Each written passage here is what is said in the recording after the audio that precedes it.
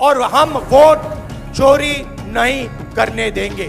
और जो इलेक्शन సంచలనమైన విషయాలు తెలియడం ఏంటంటే గత ప్రభుత్వాల నుంచి ఇప్పటి వరకు దొంగ ఓట్లతో బీజేపీ పార్టీ దొంగ ఓట్లతోనే ఇప్పటి వరకు రాజ్యాధికారాలు తీసుకోవడం జరుగుతుంది. మొన్న రాహుల్ గాంధీ గారు అంతగనం ఒక నియోజకవర్గంలో 1,00,000 ఓట్లకు పైగా దొంగ ఓట్లు ఉన్నాయని, అలాగే ఒకే ఇంటి నెంబర్తో వాళ్ళ ఓట్లు ఉంటాయి, కానీ వాళ్ళ ఇంటి నెంబర్ ఏముంటుందంటే 0000 అని అనేక మంది ఇంటి నెంబర్ లేకుండా 0 నెంబర్తో ఇంట్లో ఏర్పాటు చేసి ఓట్లు క్రియేట్ చేయడం జరిగింది. అలాగే కొన్ని ఫేక్ ఫోటోలు పెట్టి 40,000 ఓట్ల పైన చేయడం జరిగింది. ఇంత జరుగుతున్నా ఒకే ఇంట్లో ఒక సింగిల్ బెడ్రూమ్లో 80 మంది ఉన్నట్టుగా ఓట్లు సృష్టించడం జరిగింది.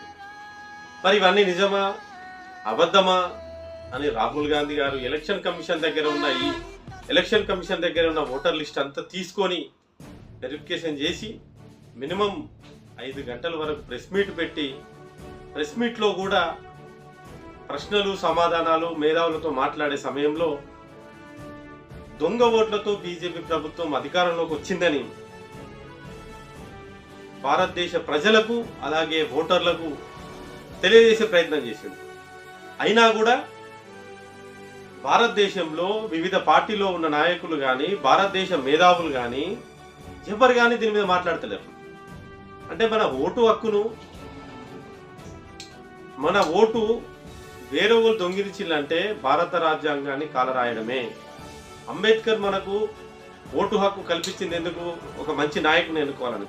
అలాంటి ఓటు దొంగతనం చేసిన బీజేపీ పార్టీ నాయకులను, మోడీ గారిని, అమిత్ షా గారిని ఏం చేయాలి? ప్రజాస్వామ్యాన్ని కూని చేసే విధంగా కుట్రలు చేస్తున్న నాయకులను మనం ఏం చేయాలి?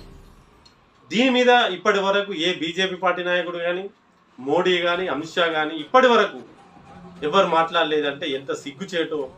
భారతదేశ ప్రజలందరం మన ఓటు హక్కును కోల్పోతున్నామంటే మనం ఇప్పటి వరకు భారతదేశంలో ఉంటున్నామా లేకపోతే ఇంకెక్కడన్నా రాజ్యాధికారుల రాజులకి